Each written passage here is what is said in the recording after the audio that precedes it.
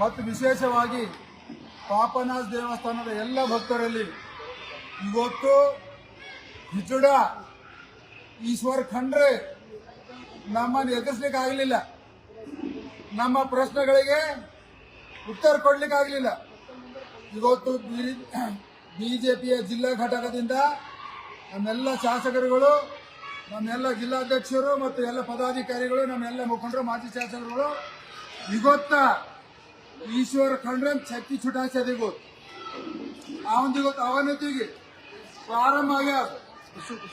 ಈಶ್ವರ್ ಖಂಡ್ರೆ ನಾವು ಕೇವಲ ಏನ್ ಕೇಳಿದ್ದೇವೆ ಅಂದ್ರೆ ಪಾಪನಾಥ್ ದೇವಸ್ಥಾನದ ದರ್ಶನ ತಗೋತೇವೆ, ಅಭಿಷೇಕ ಮಾಡ್ತೇವೆ ಅಂದ್ರ ನೀ ಪೊಲೀಸರಿಗೆ ಮುಂದೆ ಮಾಡಿ, ಜಿಲ್ಲಾಡಳಿತಕ್ಕೆ ಮುಂದೆ ಮಾಡಿ ಇವತ್ತು ನಮಗ ದರ್ಶನ ಮಾಡಿಕೊಟ್ಟಿಲ್ಲ.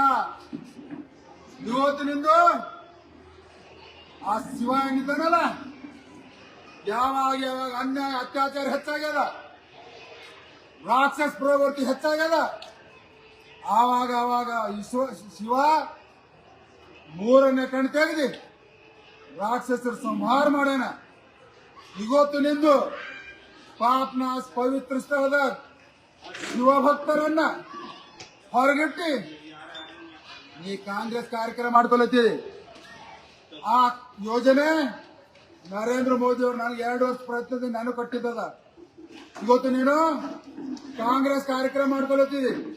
ಸೋನಿಯಾ ಗಾಂಧಿ ಫೋಟೋ ಹಾಕೊಂಡು, ರಾಹುಲ್ ಗಾಂಧಿ ಫೋಟೋ ಹಾಕೊಂಡು, ಕೆ.ಸಿ. ವೇಣುಗೋಪಾಲ್ ಫೋಟೋ ಹಾಕೊಂಡು, ಸುರ್ಜೇವಾಲ ಫೋಟೋ ಹಾಕೊಂಡು ಎಲ್ಲ ಕಾಂಗ್ರೆಸ್ ಹಾಕೊಂಡು ನಮ್ಮ ಪಕ್ಷದ MLC ಮತ್ತು MLAಗಳದು ಫೋಟೋ ಹಾಕಿಲ್ಲ. ನೀನು ನಾನು ಮೋದಿ ಅವ್ರ ಫೋಟೋ ಹಾಕಿಲ್ಲ. ನಾ ಜಿಲ್ಲಾಧಿಕಾರಿ ಕೇಳ್ತೀನಿ, ನಾಳೆ ನಿಮ್ಮಲ್ಲಿ ಕೇಸ್ ಮಾಡ್ತೀನಿ. ಇವತ್ತು ನೀವೇನು ಕಾರ್ಯಕ್ರಮ ಹೋಗಿರಿ ಅದು ಸರ್ಕಾರ ಕಾರ್ಯಕ್ರಮ ಅಲ್ಲ, ಪ್ರೋಟೋಕಾಲ್ ಪ್ರಕಾರ ಕಾರ್ಯಕ್ರಮ ಅಲ್ಲ, ಕಾಂಗ್ರೆಸ್ ಕಾರ್ಯಕ್ರಮ ಹೋಗಿ ಕುಂತೀರಿ. ಇದು ಕೇಂದ್ರ ಸರ್ಕಾರಕ್ಕೆ ನಿಮ್ಮ ಜವಾಬ್ ಕೊಡ್ಬೇಕಾಗ್ಯದ. ಇವತ್ತು ಹಿಜುಡ ಈಶ್ವರ್ ಖಂಡ್ರೆ ನಮ್ ಹುಲಿ ಅಂತ ಕಾರ್ಯಕರ್ತರು, ನಮ್ಮ ಹುಲಿ ಅಂತ ನಮ್ದು ನಾಯಕರು. ಇವತ್ತ ಅವ್ರ ಸಿಂಹ ಗರ್ಜನೆ ನೋಡಿದ್ವಿ, ಅವ್ರ ಶಕ್ತಿ ನೋಡಿದ್ವಿ.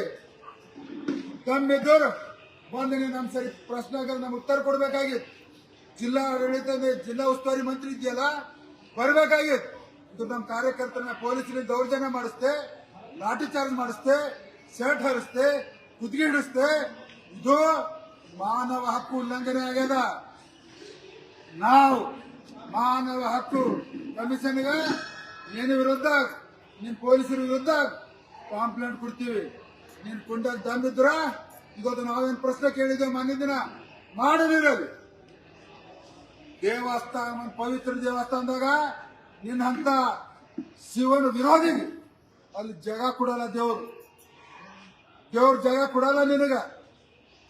ನಿನಗ್ ಸತ್ತರು ಬಿ ನೀ ಮೋಕ್ಷ ಸಿಗಲ್ದು ಅಂತ ಪಾಪದ ಕೆಲಸ ಇವತ್ತು ಮಾಡಿದಿ. ನಾವೆಲ್ಲರೂ ಶಿವನ್ ದರ್ಶನ ತಗೊಳಕ್ ಬಂದಿದ್ದೆವು. 2 ದಿನ ಆಯ್ತು, ಶಿವನ್ ದರ್ಶನ ತಗೋಬೇಕು.